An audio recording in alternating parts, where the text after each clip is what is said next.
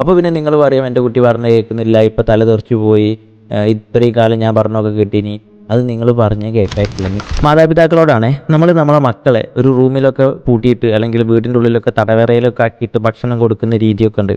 ആ കുട്ടി കരഞ്ഞ് കരഞ്ഞ് കരഞ്ഞ് ഭക്ഷണം കഴിക്കുന്നതൊക്കെ പലപ്പോഴായിട്ട് പലയിടങ്ങളിൽ വെച്ച് കാണുന്നതുമുണ്ട്.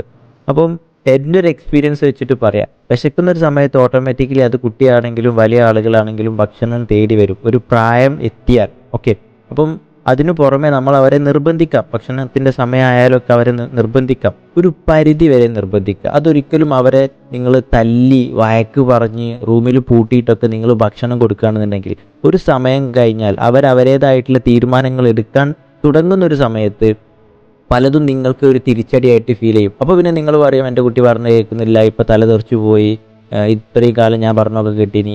അത് നിങ്ങൾ പറഞ്ഞ് കേൾക്കാറ്റില്ല. നിങ്ങൾ പറഞ്ഞ് പഠിപ്പിച്ചിട്ടുള്ള പല തെറ്റുകളിൽ നിന്നും അവർ മാറിക്കൊണ്ടിരിക്കുക, അത്രേ ഉള്ളൂ. ഓക്കെ, അപ്പം നിങ്ങൾ ഇതിലൊന്നും കൂടി അവെയർ ആവുക. നിങ്ങൾ ചെയ്യുന്ന പല കുട്ടികളെ നന്മ വിചാരിച്ച് നിങ്ങൾ ചെയ്യുന്ന പലതും അവർക്ക് മോശമായിട്ടാണ് ബാധിക്കുന്നത്, അവർക്കത് നെഗറ്റീവായിട്ടാണ് കിട്ടുന്നത്. അപ്പോൾ ഇത് നല്ല പോലെ ശ്രദ്ധിക്കുക.